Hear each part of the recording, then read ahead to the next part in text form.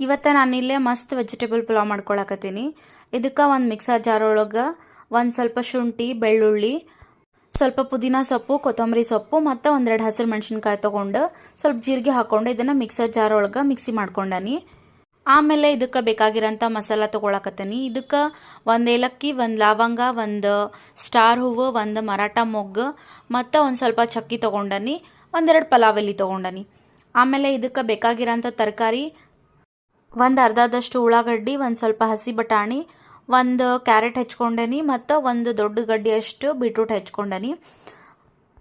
ಆಮೇಲೆ ಒಂದು ಕುಕ್ಕರ್ನ gas stove ಮೇಲಿಟ್ಟು ಅದಕ್ಕೊಂದು ಸ್ವಲ್ಪ ಎಣ್ಣೆ ಹಾಕಿ ಅದು ಬಿಸಿ ಆದಾದಮೇಲೆ ಎಲ್ಲ ಮಸಾಲ ಪದಾರ್ಥ ಹಾಕಿ ಹೆಚ್ಕೊಂಡಿದ್ದು ಉಳ್ಳಾಗಡ್ಡಿ ಹಾಕಿ ಅದು ಟ್ರಾನ್ಸ್ಪರೆಂಟ್ ಆದಮೇಲೆ ಗ್ರೈಂಡ್ ಮಾಡ್ಕೊಂಡಂಥದ್ದು ಮಸಾಲ ಹಾಕಿ ಸ್ವಲ್ಪ ಹಸಿ ಸ್ಮೆಲ್ ಹೋಗುತ್ತನ ಇದನ್ನು ಬೇಯಿಸ್ಕೋಬೇಕು. ಅದಾದಮೇಲೆ ಹಸಿ ಬಟಾಣಿ ಹಾಕೋಬೇಕು. ಆಮೇಲೆ ಕಟ್ ಮಾಡಿ ಇಟ್ಕೊಂಡದ್ದು ಏನೇನು ಇರ್ತೈತಲ್ಲ ತರಕಾರಿ ಅದೆಲ್ಲನೂ ಹಾಕೊಂಡ್ಬಿಡ್ಬೇಕು. ಹಾಕಿ ಇದನ್ನು ಸ್ವಲ್ಪ ಹಸಿ ಸ್ಮೆಲ್ಲೆಲ್ಲ ಹೋಗುತ್ತನ ಫ್ರೈ ಮಾಡಿಕೊಂಡು ಆಮೇಲೆ ನೆನೆಸಿಟ್ಟಿದ್ದಂಥದ್ದು ಅಕ್ಕಿ ಹಾಕ್ಕೊಂಡು ಒಂದ್ಸರಿ ಚಂದಂಗ ಅಕ್ಕಿ ಜೊತೆಗೆ ಇದೆಲ್ಲ ಹೊಂದ್ಕೊಳ್ಳೋ ಹಂಗೆ ಕಲಿಸ್ಕೋಬೇಕು. ಆಮೇಲೆ ಏನು ಅಕ್ಕಿ ತೊಗೊಂಡಿರ್ತೇವೆ ಅದ್ರದ್ದು ಡಬಲ್ ನೀರು ಹಾಕ್ಕೊಂಡು ಲಾಸ್ಟ್ಗೆ ಒಂದು ಸ್ವಲ್ಪ ರುಚಿಗೆ ತಕ್ಕಷ್ಟು ಉಪ್ಪು ಹಾಕ್ಕೊಂಡು